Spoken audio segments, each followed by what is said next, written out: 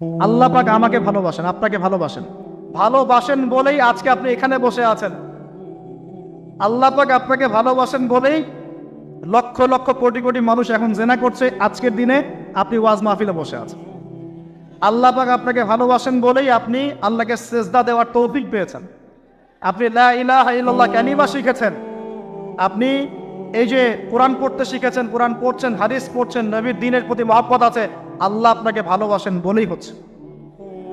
কখন বুঝবেন আল্লাহ আপনাকে ভালোবাসে? যখন আল্লাহ পাকের অনুমোদিত কাজগুলো আপনার ভালো লাগবে।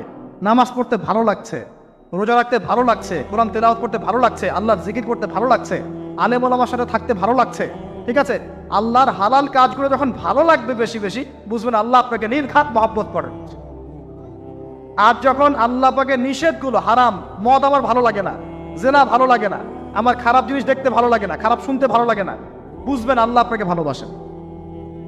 আর যখন দেখবেন খারাপের পিছনে আপনার ঝোঁক বেশি, দুর্নীতি করতে ভালো লাগে, সুদ খাইতে ভালো লাগে, ঘুষ খাইতে ভালো লাগে, কাউকে ঠকাইলে মনে আমি স্মার্ট হয়ে গেলাম, হ্যাঁ, মানুষের টাকা আত্মসাৎ করতে ভালো লাগে, নামাজ না পড়ে ঘুম দিতে ভালো লাগে, ঠিক আছে, রমজান মাসে বিড়ি টানতে ভালো লাগে, ঠিক আছে, মেয়ের সাথে যে টানকি মারতে ভালো লাগে, তখন বুঝবেন যে আল্লাহ আপনাকে এখনো ভালোবাসেন, বা আপনি আল্লাহর ভালোবাসা পাওয়ার যোগ্যতা হারিয়ে ফেলেছেন। আল্লাহ পাক আমাদেরকে বোঝার তৌফিক দান।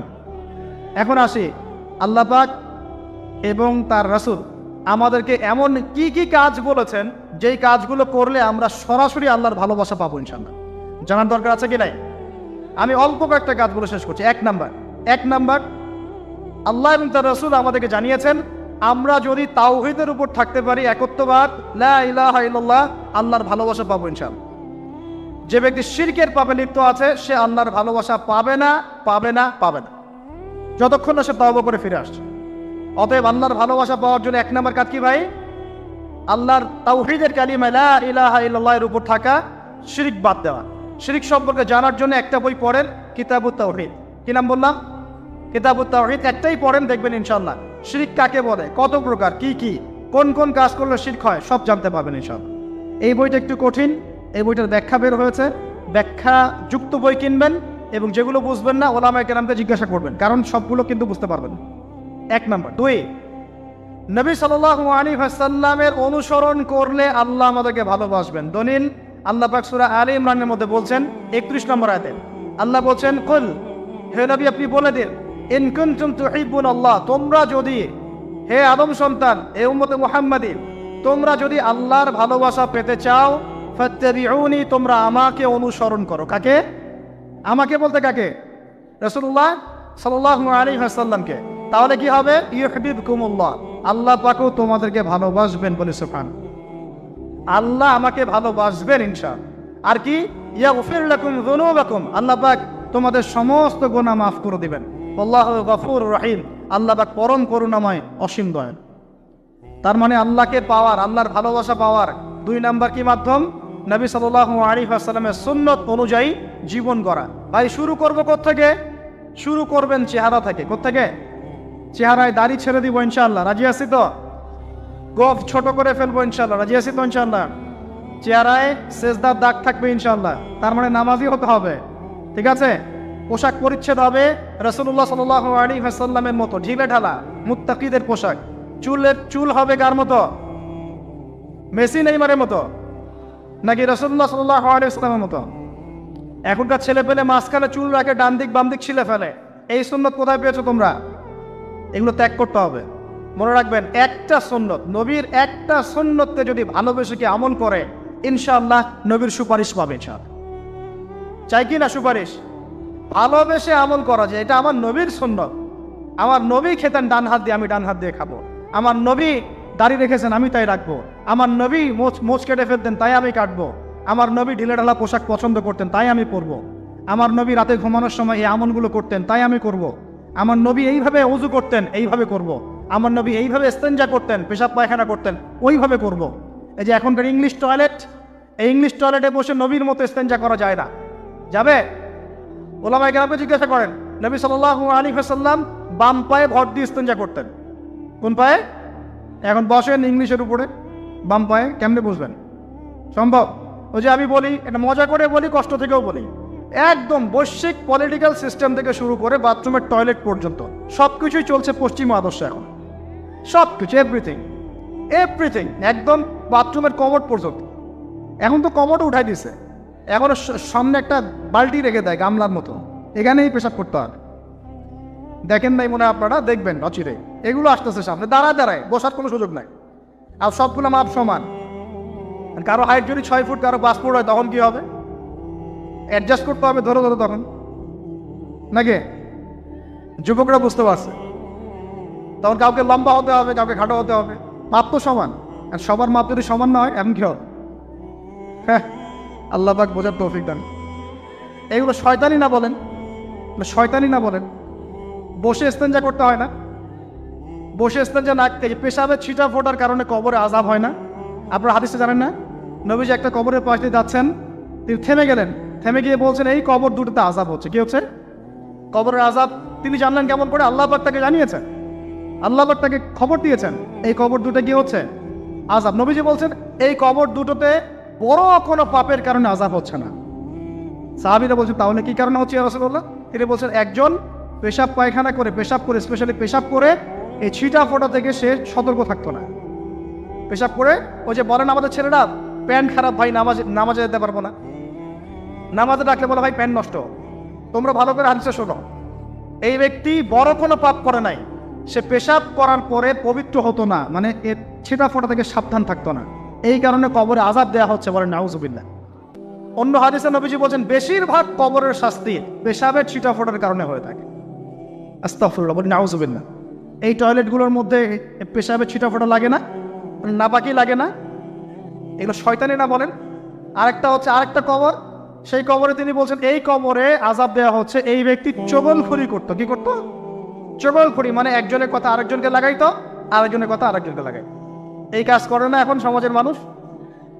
এই কাজ কিছু ফেসবুকের ইউটিউবারও করো তোমরা। একজনের ভিডিও আরেকজনের পাশে লাগাই দাও, আরেকজনের আরেকজনের লাগাই দাও, এই করে উম্মার মধ্যে বিভক্তি সৃষ্টি করতেছ। কিছু কিছু কারণে, এইসব কারণেও রেস্ট্রিকশন দিতে হয়েছে আমাদেরকে, কিছু মনে করবেন না।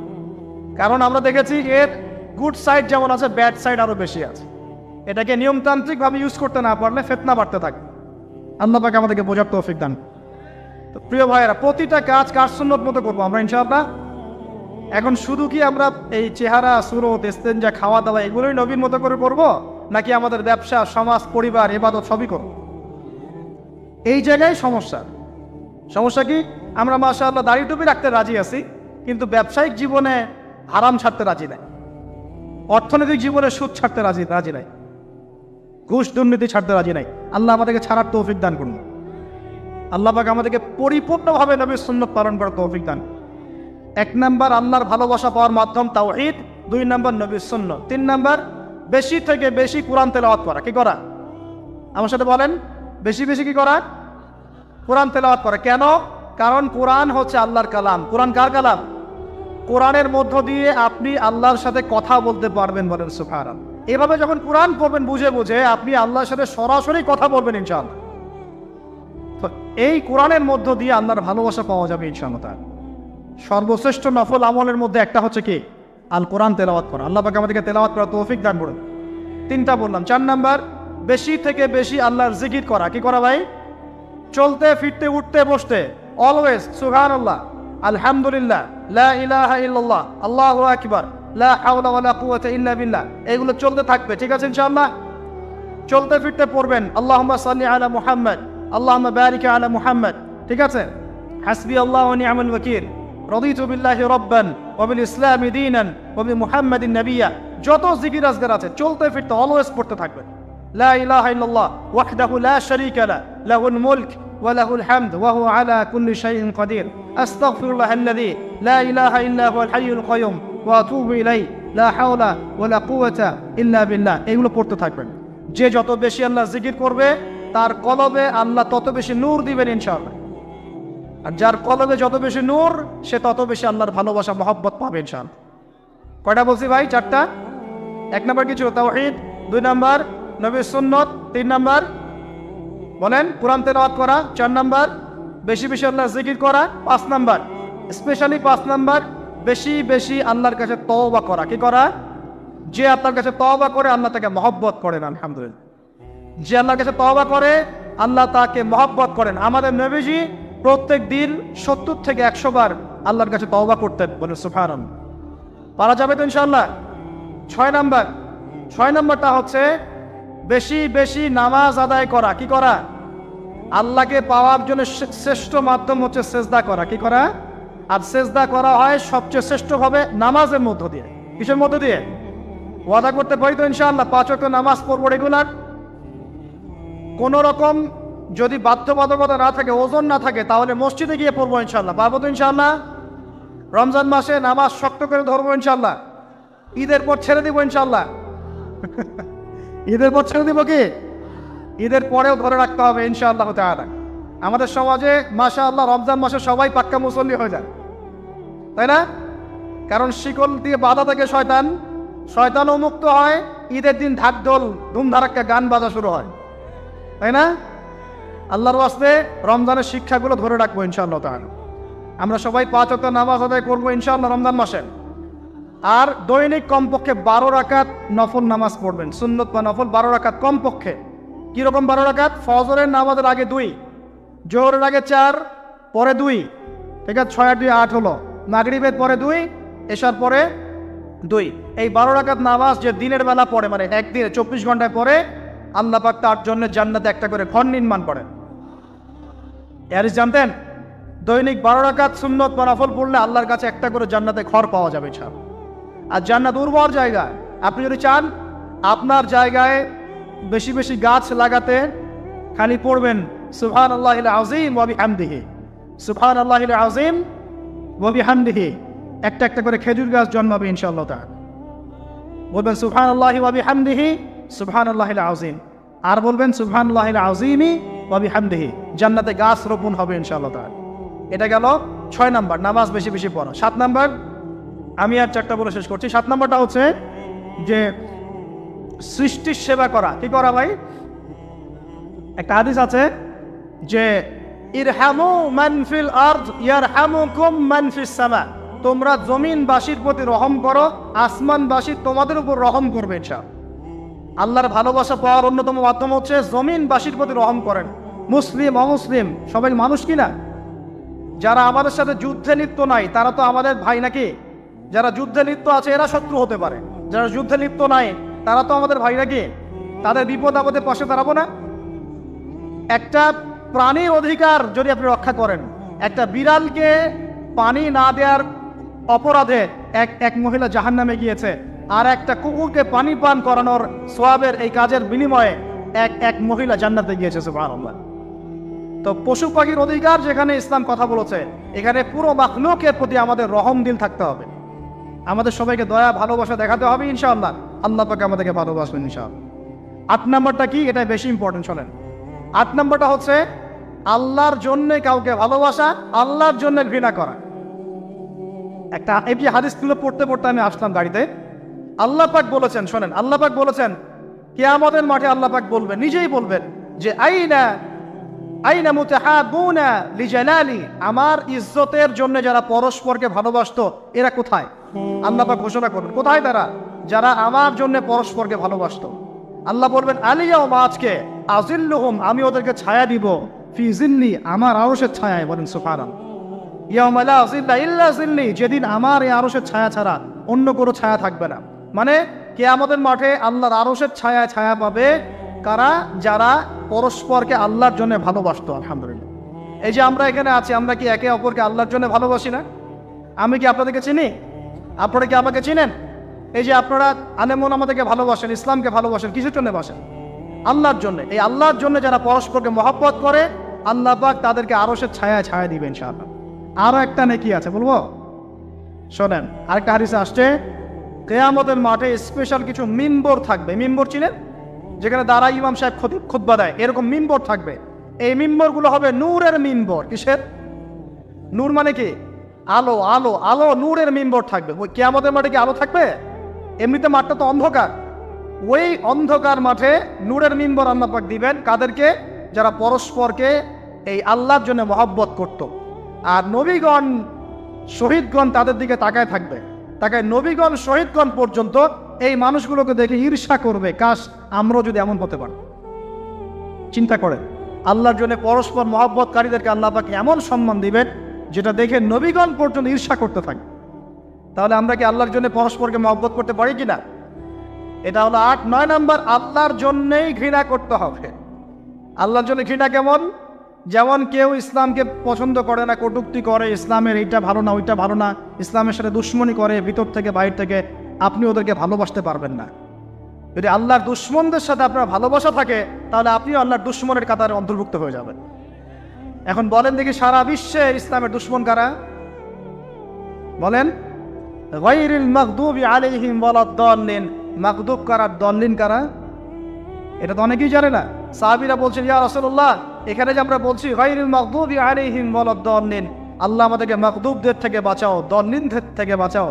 মাগদুব আর দল্লিন কারা ইয়া রাসূলুল্লাহ? নবীজি বলছেন, আল মাগদুব, মাগদুব হচ্ছে হুমুর ইহুদি, ইহুদিরা হচ্ছে মাগদুব যাদের উপর আল্লাহর গজব পড়েছে। আর দল্লিন হুমুর নাসারা, নাসারারা হচ্ছে দল্লিন কারণ তারা আল্লাহ পাকের সন্তান সাব্যস্ত করেছে। ঈসা আলাইহিস সালামকে আল্লাহ সন্তান বলেছে, বলেন নাউজুবিল্লাহ। এখন সারা বিশ্বে এরা মুসলিমদের সাথে দুশ্মনী করছে না? আমরা যদি ব্যক্তিগতভাবে, সামাজিকভাবে বা পলিটিক্যালি ওদের সাথে বন্ধুত্ব করে চলে, আমরা কি আল্লাহ দুশ্মনদের সাথে শরীক হলাম না? খুব খেয়াল রাখতে হবে।